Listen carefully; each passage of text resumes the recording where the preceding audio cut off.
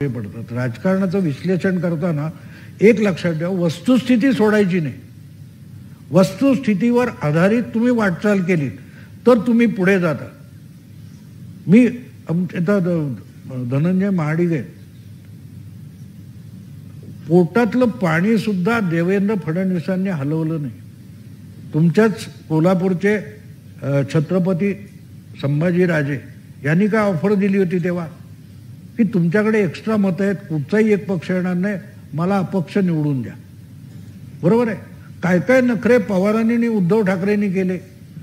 देवेंद्र फडणवीसांनी गप्प कधी बसायचं हे कळतं. माणूस बिलंदर राजकारणी कुठे आहे लक्षात घ्या. केव्हा बोलायचं. यशवंतराव म्हणायचे की राजकारणातल्या माणसाला काय बोलू नये कळलं पाहिजे, काय बोलावे नाही कळलं चालेल, पण काय बोलू नये. हा माणूस जोपर्यंत संभाजीराजे मागे घेत नाहीत तोपर्यंत देवेंद्र फडणवीस काय करत होते कोणाला माहीत नाही. ज्या दिवशी संभाजीराजेंनी माघार घेतली त्या दिवशी देवेंद्रनी जाहीर केलं आम्ही तिसरा उमेदवार टाकतो. तो बसला इथे. रात्री 2:30 वाजेपर्यंत काउंटिंगला फडणवीस विधान भवनात होते. राजकारणात तुम्हाला इतकं बिलंदर असावं लागतं. त्याचा जर पत्ता नसेल तर तुम्ही रोज 9ला पत्रकार परिषद घ्या, उद्या शरद पवार 8ला घ्यायला सुरुवात करते. निष्पन्न काय होणार सांगा ना मला. निष्पन्न वाईट वाटतं. मी शरद पवारांचा टीकाकार आहे म्हणून अनेक जण म्हणतात, मला तसं नसतं. काय असतं, आपल्या घरात सगळ्यात हुशार मूल असतं ना, त्याला कमी मार्क पडले की आपण चिडतो. डफ्फर असतं ते नापास झालं तरी आपल्याला फरक पडत नाही. पवारांकडे गुण आहे, क्वालिटी आहे. आणि गुरुमूर्ती म्हणून माझा चेन्नईचा एक फार मोठा CA आणि आहे, तो हुशार माणूस आहे. त्याचा एक आर्ग्युमेंट मला तो म्हणतो, टॅलेंट ही पब्लिक प्रॉपर्टी आहे, व्यक्तिगत प्रॉपर्टी नाही. तेव्हा शरद पवारांकडे जी गुणवत्ता आहे ती त्यांची व्यक्तिगत नाही, ती महाराष्ट्राची आहे. आणि त्यांनी महाराष्ट्रासाठी कधी वापरली नाही. माझा राग तो आहे. देवेंद्र फडणवीस हा माझा आवडता नेता आज का आहे की तो आपली गुणवत्ता महाराष्ट्रासाठी वापरतो, ती व्यक्तिगत नाही ठेवत. आणि तिथे सगळा फरक पडतो. नरेंद्र मोदी जेव्हा पंतप्रधान पदाच्या शर्यतीत आले तेव्हा शरद पवारांनी एक म्हटलं होतं की मी क्रीडा क्षेत्रामध्ये पण खूप काम केलेलं आहे आणि मॅरेथॉन धावणारा जो खेळाडू असतो तो इतका सुसाट सुटत नाही. कारण मोदींनी मला वाटते ऑगस्ट सप्टेंबरपासून प्रचाराला सुरुवात केली होती देशभर. तर तो आपली ऊर्जा शेवटच्या टप्प्यासाठी जपून ठेवतो, नाहीतर शेवटच्या टप्प्यामध्ये त्याला दम लागतो आणि तो हरतो. हे शरद पवार यांनी म्हटलं होतं.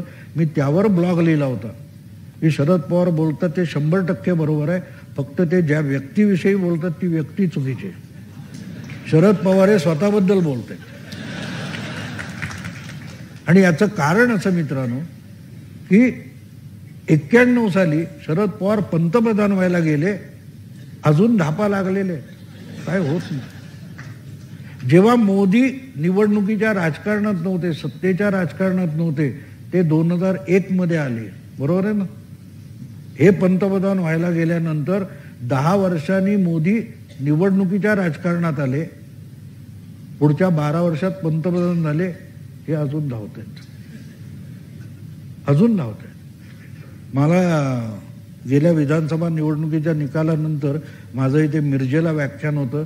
धनत्रय जोशी होती आणि ते निकाल लागलेले आणि सगळं. मग साहेब पावसात भिजले, काय कौतुक चालू होतं. साहेबांनी पावसात भिजून सगळं राजकारण बदललं. मी आदल्या दिवशी ते अख्खं डोकं खलास झालं होतं माझं. सकाळी 6:30ची बस पकडून मी मिरजेला यायला निघालो होतो. इकडे व्याख्यान वगैरे येऊन रात्री 12:30ला मी परत पुण्याला गेलो. घरी जाऊन 5ला झोपलो. दुपारी 1:30ला उठलो आणि ते डोकं इतकं भणभणत होतं. उठून पहिलं थोडंसं खाल्लं आणि ब्लॉगवर लेख ठोकला. 40 वर्ष एकाच वर्गात.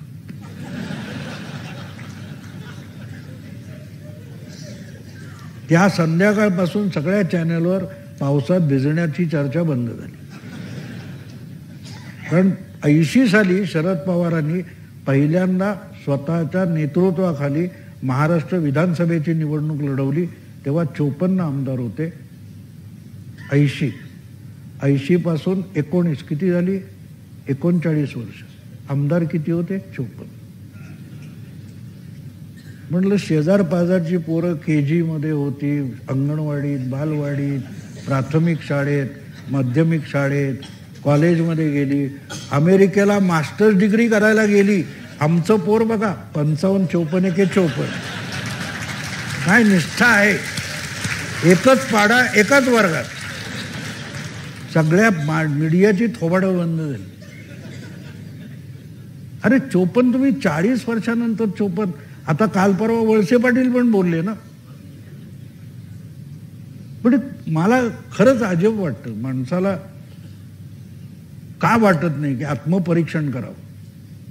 म्हणून मी ते सुप्रियाताईंना 17च्या निवडणुकीत तेच म्हणालो होतो. मला त्यांचा फोन आला होता. म्हटलं मी भेटत नाही कोणाला, पुढाऱ्यांना मी भेटत नाही. काय तुम्ही खोटं असेल, चुकीचं असेल, मी माफीचा लेख लिहीन पण भेटणार नाही.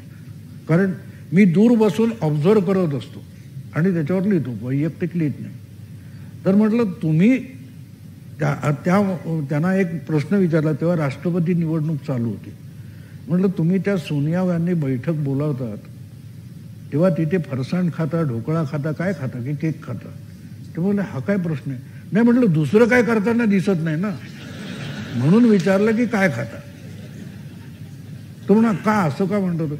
अरे म्हटलं 2 बैठका झाल्यात, राष्ट्रपती निवडणूक आहे, तुमचा उमेदवार नाही म्हणे ते सगळ्या पक्षांचं एकमत व्हायला वेळ लागतो. म्हटलं हरकत नाही, मला मान्य आहे, पण सगळे मिळून एक उमेदवार उभा करणार एवढा तर डिसिजन घ्याल.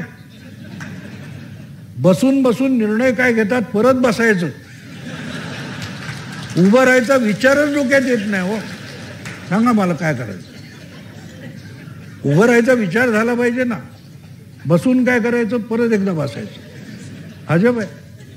आणि त्यामुळे मला असं वाटतं की अशा वेळेला मग जो खमक्या नेता असतो आपल्या पातळीवर, तो जगनमोहन रेड्डी बघा ना, 10 वर्ष विरोधात बसला, प्रचंड मेजॉरिटीने आला ना तो. ममता बॅनर्जी शरद पवारांच्या 1 वर्ष आधी तिने पक्ष वेगळा काढला 98 मध्ये. कधी BJP बरोबर आली, कधी काँग्रेस बरोबर गेली, पण मी डाव्या आघाडीला हरवणार ही जिद्द घेऊन बाई बसली होती. आणि 2011 मध्ये किती वर्ष गेली बघा, 13 वर्ष गेली, पण एक बाजू लावून धरली. पण नाही आता कुठून तरी एकदा शरद पवारांनी बारामतीचा विकास केला आहे मला जेव्हा कोणी सांगतं ना तेव्हा त्याला म्हणतात की वाल्या कोळ्याने पण त्याच्या कुटुंबाचा विकास केला होता, तेवढीला पश्चाताप झाला. पवारांनी वाटमारी केली. आसपासच्या सगळे तालुके जिल्हे बेकार आहेत, ओस आहेत, आणि विकास योजना सगळ्या बारामतीत जातात. आहे की नाही सांगा मला. आणि इथे प्रॉब्लेम होतो मित्र. त्यांनी एक केलंय की आपल्या भोवती आरत्या ओवाळणारे निर्माण करून ठेवलेत. 3 पिढ्या पत्रकारांमध्ये त्यांचं कौतुक सांगणारे त्यांनी पाळलेले आहेत, पोचलेले आहेत. त्यामुळे रोज आरत्या चालतात. आजकाल तर तुम्हाला माहिती आहे की ऑनलाईन पण आरत्या होतात. पुढे इथे पंढरपूर किंवा महालक्ष्मी तुमची हे मुंबईत बसून पण बघता येते. तर तसं चालू आहे. पण ज्याला कॉन्क्रीटवर 10 वर्ष माणूस कृषी मंत्री होता, 10 वर्ष कृषी मंत्री होता. तुम्ही मला 2004च्या आधी शेतकरी आत्महत्या विषय होता का सांगा मला. काय झालं 2004च्या आधीची वर्तमानपत्र काढा, रेकॉर्ड काढा, मला शेतकऱ्याचे आत्महत्या विषय होता का दाखवा मला. मग आणि 10 वर्षे हे कृषी मंत्री होते आणि इतकं महान कार्य केलं की भारतामध्ये शेतकरी आत्महत्या याच्यासाठी एक मंत्रालय काढायची वेळ आलेली आहे. सांगायचा मुद्दा असा असतो मित्रांनो की ते नेतृत्व उभरत असतं. तसा तो राज ठाकरे हा जो विषय आहे तो तिथून येतो.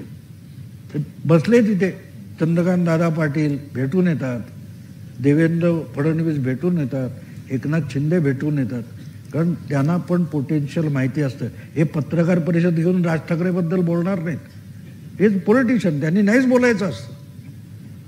पण भविष्यात कोण कुठे उपयोगी पडणार हे माहिती नसताना माणसं जोडून ठेवायची असतात. आणि राज ठाकरेंचं ते पोटेन्शियल आहे. ज्या वेळेला काही ढासळून पडणार आहे त्यावेळेला रिडेव्हलपमेंटमध्ये जाणारा माणूस आहे. पुढे अनुल्लेखानं मारणं कशाला म्हणतात ते हे मी प्रश्न विचारला होता. आडनाव ठाकरे असतानाही आणि DNA तेच असतानाही हे असं कसं गंडलेलं. तर जे गंडलेलं नाही त्याच्याबद्दल भाऊंनी सगळं स्पष्ट करून सांगितलंय. म्हणजे DNA कुठे गेलेत हे थोडक्यात स्पष्ट झालं. नाही सगळे पक्ष तुम्ही बघा. इंदिरा गांधी नेहरूंची मुलगी होती हो, पण तिचं स्वतःचं पोटेन्शियल होतं ना. म्हणजे इंदिरा गांधी जेव्हा पंतप्रधान झाल्या तेव्हा लोहियांनी मधुलिमयांनी गुंगी गुडिया म्हटलं होतं. मी त्याच्यावर पुढे त्या काळात ते एक कव्वाली गाजली होती ना, झूम बराबर झूम शराबी. तर आम्ही इंदिरा गांधीच्या विरुद्ध निदर्शनं केली आणि जात होतो. आता सेनाभवन आहे, तिथे सेनाभवन नव्हतं, इराण्याचं हॉटेल होतं आणि तिथे जुकबॉक्सवर त्या 10 पैसे टाकले की रेकॉर्ड वाजायचे. आम्ही तिकडून जात असताना ती रेकॉर्ड लागली होती. तर एक लाईन माझ्या कानावर पडली आणि म्हटलं ह्यातला एक शब्द बदलला की अर्थ बदलतो. त्याच्यात ते आहे की अंगूर के बेटी ने उठा रखी है सुर पर दुनिया, ये तो अच्छा हुआ अंगूर को बेटा न हुआ. मी म्हटलं ह्यातला एक शब्द बदलला, ये तो अच्छा हुआ नेहरू जी को बेटा न हुआ. उनके बेटी ने उठा रखी है सर पर दुनिया, ये तो अच्छा हुआ नेहरू जी को बेटा न हुआ. असं मी आणि ती अख्खी कव्वाली मी विडंबनात बदलली होती.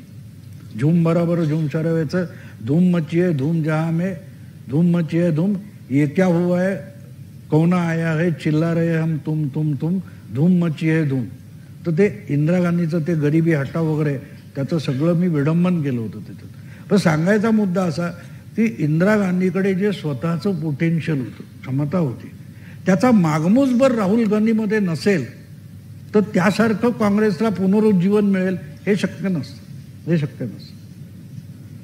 मोदींमध्ये तो करिश्मा आहे, ती जिद्द आहे. हे उद्या परवा त्या निवडणुका संपल्या की चाललं आजीकडे, असं होतं का? नाही होतं. तुम्हाला टिकून राहावं लागतं. तेच केलं. म्हणजे मी ऍक्च्युली आपली गाडी चालली होती वेगळ्या ट्रॅकवरती की जो DNA बद्दल जो विचार चालला होता, पण अनुल्लेख हा इतका सातत्याने होतोय ना की त्या माणसाचं नावही येत नाही तोंडातून भाऊंचं. नाही गवत तसं नसतं. तसं राज ठाकरेमध्ये लक्षात ठेवा की बाळासाहेब पण फार फिरायचे नाही, पण माणसाच्या शब्दाचा नावाचा दबदबा होता. आणि तो दबदबा राज ठाकरेंकडे आहे. आणि त्यांच्याकडे मी बघितलेली जे त्या काळातले म्हणजे 40 वर्ष मागची जी माणसं आहेत शिवसेनेतली, त्या पोटेन्शियलची माणसं आज त्यांच्याकडे आहेत, ज्यांना आयुष्यात काहीतरी करायचंय. लक्षात ठेवा, कार्यकर्ता म्हणजे मी या पक्षात गेलो की मला हे पद मिळणार, तिकडे गेलो की, अशा लोकांनी पक्ष उभा राहत नाही.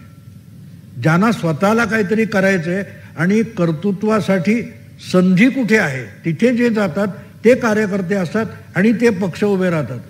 चंद्रकांत दादांनी सांगावं की मला पुढे मंत्रिपद मिळणार म्हणून ABVP मध्ये काम केलं नाही. 12-14 वर्ष माणूस कुठे पाठवतील तिकडे हरियाणात गेला असेल, कुठे आणखीन कर्नाटकात गेला असेल, तेव्हा आमदारकीचं स्वप्न पण नव्हतं ना माणसाचं. पण मला काहीतरी करायचंय, माझी ओळख निर्माण करायची म्हणून जे काम केलं त्याची फळं आज मिळत आहेत. त्याची फळं, पण ती फळं मिळावीत म्हणून केलेली शाश्वत स्थिती नव्हती ती. आपल्याला माझ्या आनंदासाठी मला काहीतरी करायचं. फरक तो असतो ना. म्हणजे मोदींना मला माणसं कशी असे सूचक सांगतात त्याच्याकडे बारकाईने बघावं लागतं. तुम्हाला आठवत असेल तर 2013-14 मध्ये मोदींनी अनेकांना मुलाखती दिल्या. ते त्याच्या आधी ते वेगवेगळ्या ठिकाणी भाषणं करायचे. पुण्याच्या फर्ग्युसन कॉलेजमध्ये त्यांचं भाषण होतं मोदींचं. आणि त्याच्या आधी 7-8 कॉलेजेसमध्ये युनिव्हर्सिटीमध्ये त्यांची भाषणं झाली. तर ते सगळीकडे सांगायचे की तरुण पिढीने करिअरच्या मागे लागू नये, कुछ बनने की मत सोचो, करिअर की मत सोचो, कुछ करने की सोचो, असं ते रिपीटेड बोलायचे. ते भाषणाचा एक पॅटर्न होता. पण फर्ग्युसन कॉलेजमध्ये बोलताना त्यांनी एक जोड दिली मोदींनी. ते म्हणाले शिवाजी महाराज देखो करने निकले ते बन गए.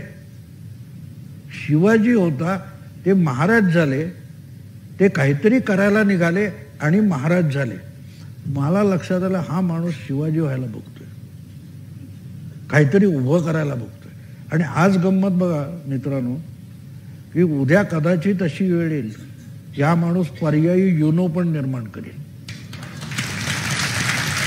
परवा त्या ब्रिक्समध्ये त्याने अशा पद्धतीत डाव खेळलेले आहेत की चीन पण नाही यांना भेटो देऊन टाकवण्याच्या पाळीत आलेला आहे.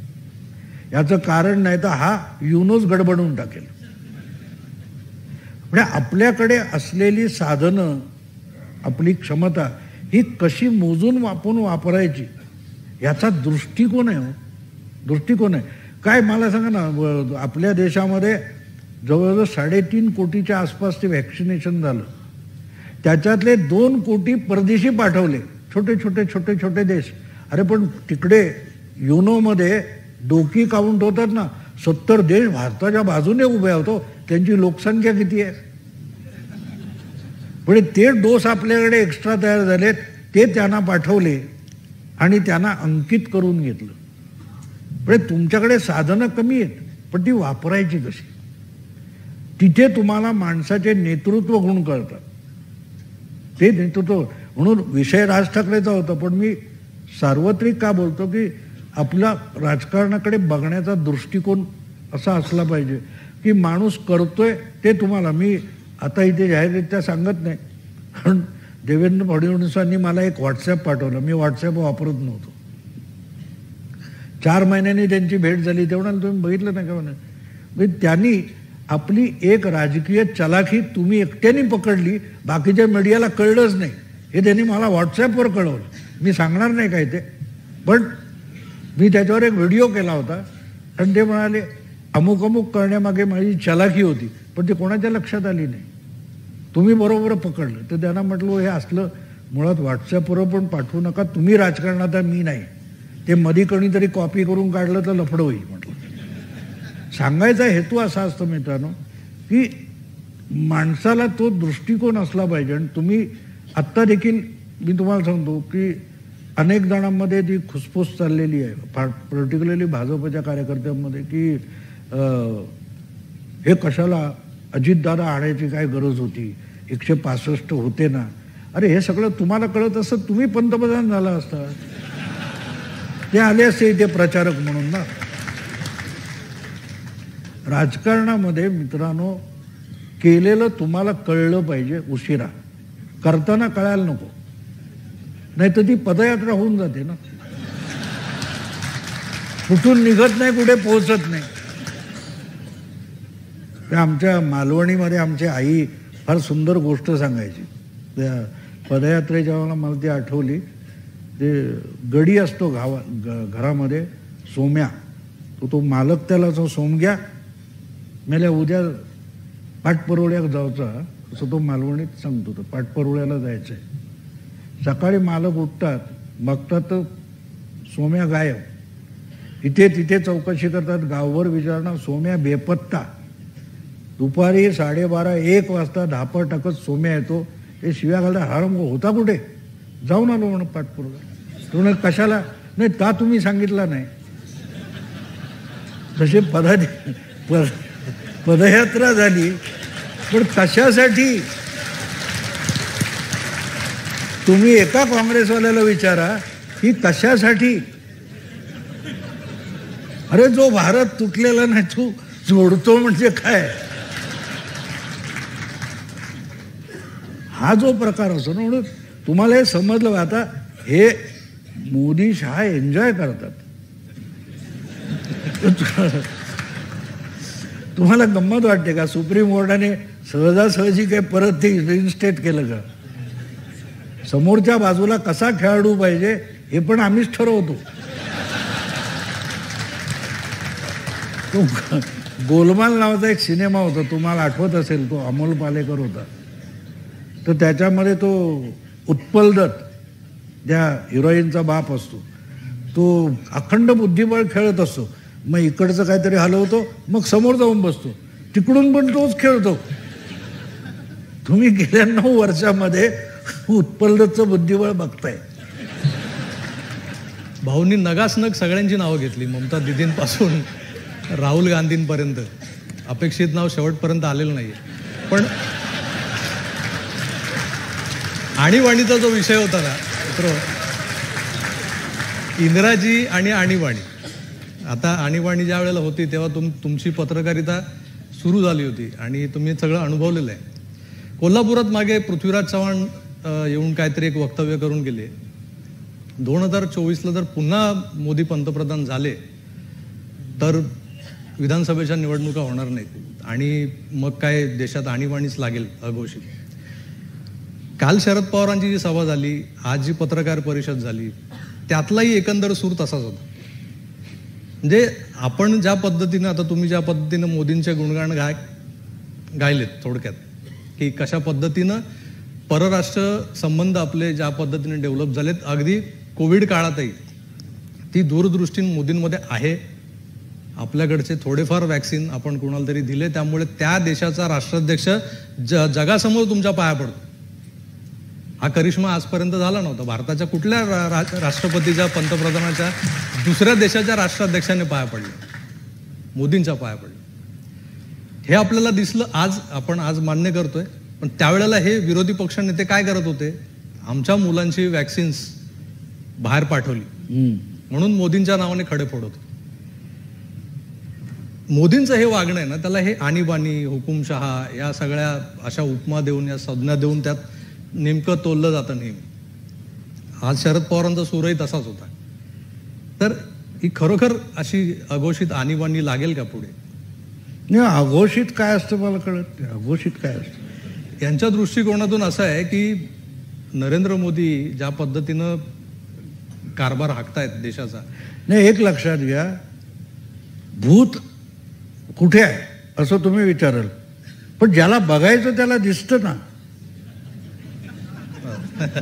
बघायचं त्याला दिसतं, तुम्ही काय करणार? तुम्ही ढीक म्हणाल, तुम्ही तो हात करतोय, त्याच्या हाताची नखं वाढलेली आहेत, तो सगळं वर्णन करून सांगतो तुम्हाला. कारण त्याला ते बघायचं असतं आणि बघायचं असतं म्हणून दिसायला लागतं. हळूहळू भ्रमिष्ठावस्था जी असते ती तशी असते.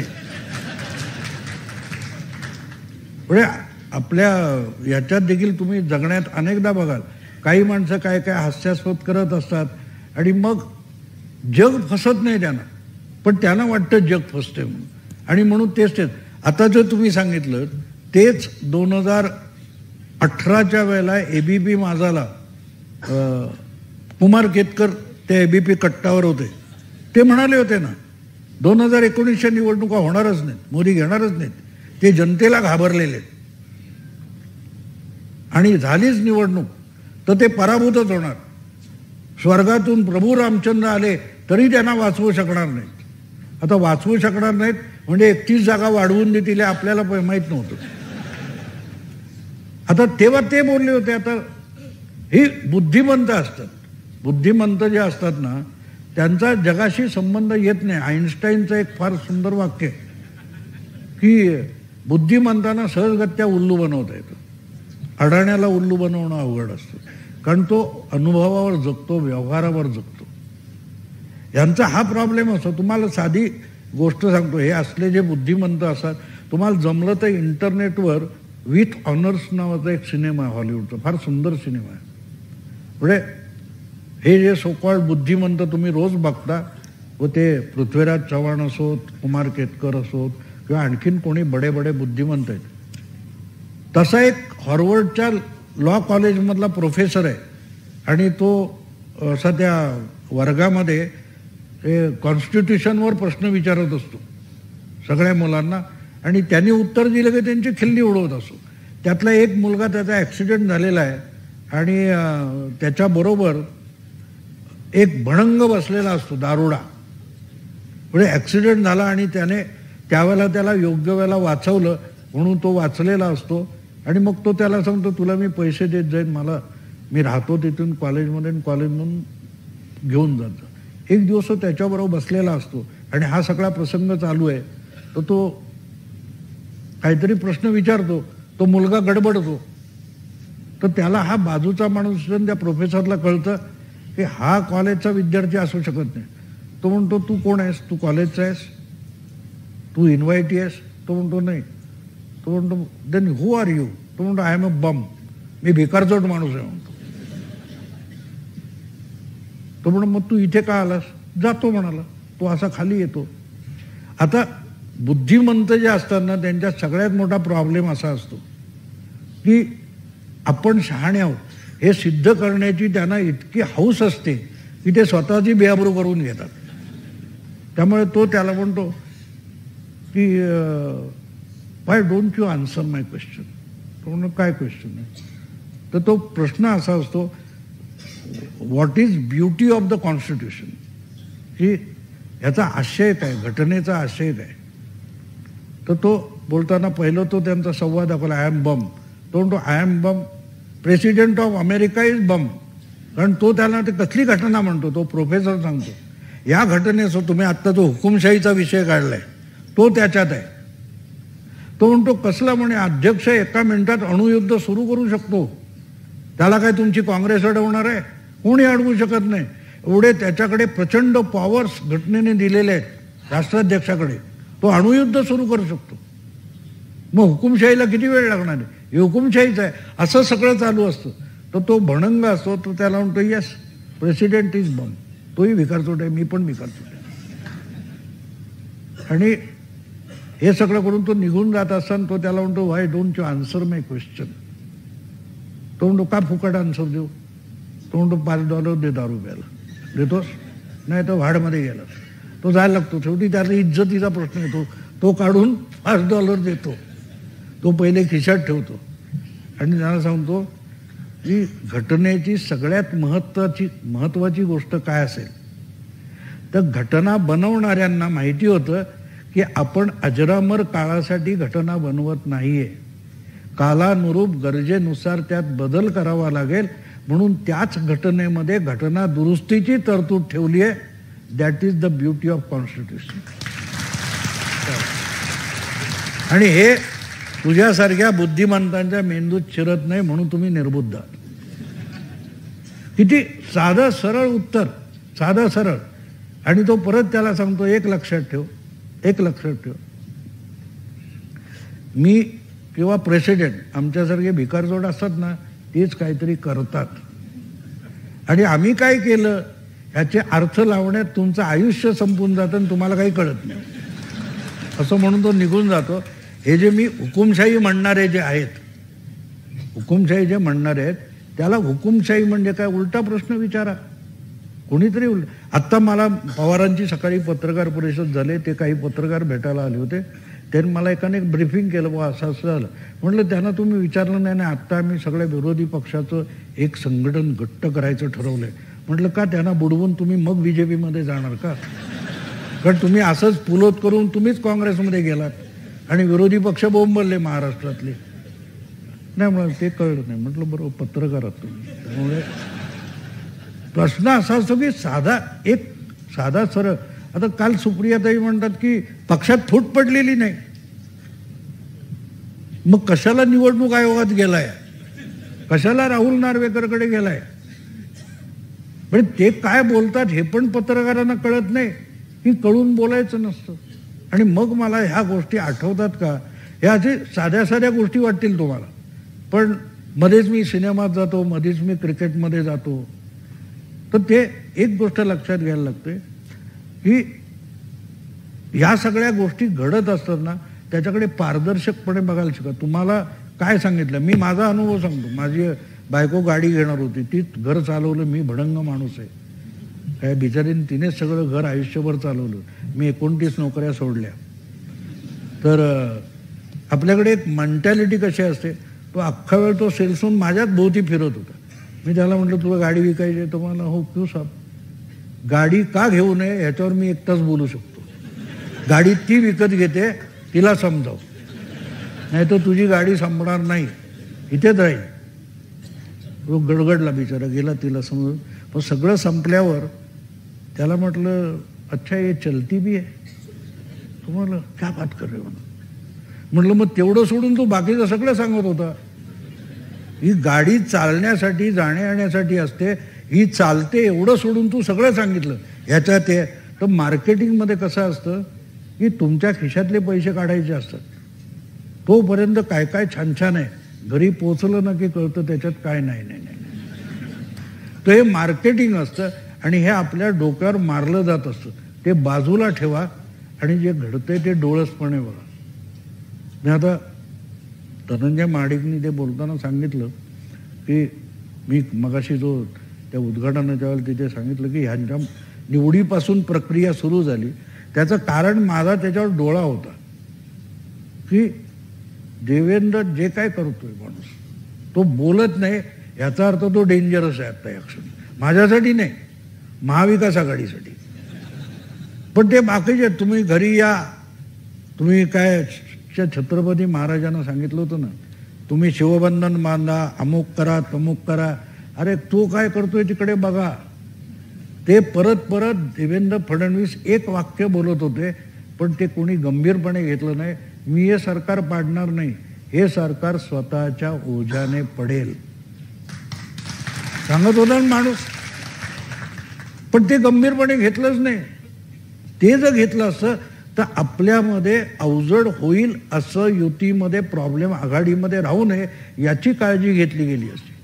ती घेतली गेली असते तर चंद्रकांत दादा असो देवेंद्र असो ते सरकार पाडू शकले नसते.